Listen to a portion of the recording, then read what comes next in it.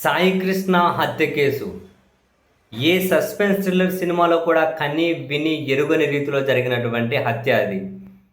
అసలు పోలీసులే ఒక మనిషిని ఇంత క్రూరంగా చంపేస్తారా అని పౌరులు ముక్కున వేలేసుకునే అంత దారుణమైనటువంటి హత్య ఇది.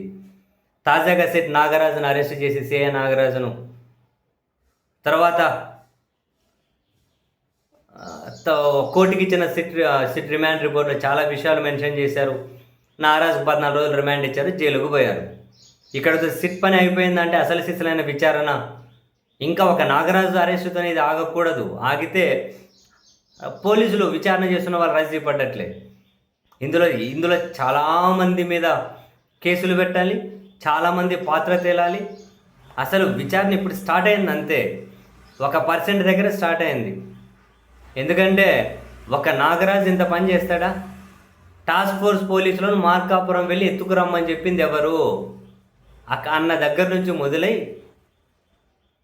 నిన్న నాగరాజుని అరెస్ట్ చేస్తే అక్కడికి వచ్చి ఫ్లెక్సులు ప్లకార్డులు పోలీసులకు వ్యతిరేకంగా నినాదాలు చేసి నాగరాజు ఫ్యాన్స్ అని చెప్పి రోడ్డు మీదకి వచ్చింది ఎవరు? వాళ్ళని పంపించింది ఎవరు? ఇక్కడి వరకు సిట్ విచారణ జరగాలి.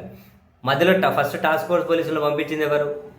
ఆ టాస్క్ ఫోర్స్ పోలీసులకు ఎవరు ఏం చెప్పారు? వాళ్ళు ఇక్కడ స్టేషన్లో ఎక్కడ హ్యాండ్ ఓవర్ చేశారు? ఈ హ్యాండ్ ఓవర్ చేస్తే అక్కడ దానికి సంబంధించి ఒక సిఐ ఒకటే కదా, ఎస్ఐలు ఎవరు, సిఐ ఎవరు, కానిస్టేబుల్ ఎవరు, నాగరాజును కొట్టింది ఎవరు, నిర్బంధించింది ఎవరు, నాగరాజుని ఎక్కడి నుంచి ఎక్కడికి తీసుకెళ్లారు, అప్పుడు ఆ డేట్లో మొత్తం పోలీస్ స్టేషన్లో ఎంతమంది ఉన్నారు, వాళ్ళ పాత్ర ఏంది, అసలు నెల రోజులు సీసీటీవీ ఫుటేజ్ డిలీట్ చేసింది ఎవరు, ఆ సీసీటీవీ ఫుటేజ్ని ఆపరేట్ చేసింది ఎవరు, ఎవ్రీథింగ్. తర్వాత నాగరాజుని ఆసుపత్రికి తీసుకెళ్తే అక్కడ వైద్యం చేసింది ఎవరు? వాళ్ళు సరే వైద్యం చేయడం తప్పు లేకపోవచ్చు, కానీ విచారించాలి. ఆ తర్వాత మున్సిపల్ వాళ్ళు ఎట్లా పర్మిషన్ ఇచ్చారు?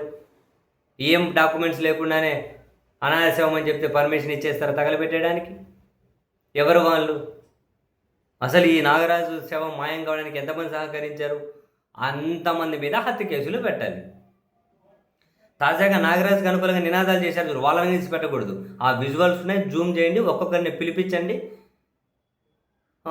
ఎవడు పంపిస్తే అక్కడికి వచ్చారో కూడా అడగండి. ఎందుకంటే వాళ్ళ వెనకలో ఉన్న వాళ్ళ పాత్ర కూడా ఉంటుంది కదా. వాళ్ళని ఆ జూమ్ చేసి మరీ చూడాలి, వాళ్ళని జూమ్ చేసి పిలిపించాలి, స్టేషన్కి విచారణ చేయాలి. ఒక హంతకుడికి మద్దతుగా ర్యాలీలు చేసినందుకు ఉల్టా వాళ్ళ మీద కూడా కేసులు పెట్టాలి, ఏం తెలిసి వచ్చారని. అసలు ఇప్పుడు విచారణ స్టార్ట్ అయింది. దీంట్లో కనీసం ఒక 15 నుంచి 20 మంది పాత్ర ఖచ్చితంగా ఉంటుంది. ప్రతి ఒక్కడు పాత్రధారుడేనా? సాయికృష్ణ మీద చేసినోడు, కొట్టినోడు, తాన్నోడు, సీసీ ఫుటేజ్ మాయం చేసినోడు, ఒకటి స్టేషన్లో ఉన్నోళ్ళు, డ్యూటీలో ఉండి మౌనంగా ఉన్నోళ్ళు చెయ్యి. అందరి మీద విచారణ చెయ్యి, అందరి మీద కేసులు పెట్టు. ఒక నాగరాజు ఒకటి ఎట్లా చేస్తాడు? సిఏ ఒకటి ఇదంతా సిఏ ఒకటి ఎట్లా చేస్తాడు? ఆయనకొకరికి పరిమితం చేసి నేను మూసేద్దామని ఎట్లా కుదురుతుంది? చూడాలి నెక్స్ట్ సిట్ ఏం చేస్తుంది. అది ఒక నరి చేసేసామో క్లోజ్ అయిపోయిందంటే ఒక అధికారం పవర్ ఉన్నోళ్ళు మన దేశంలో ముఖ్యమంత్రికి కూడా ఇవ్వరు.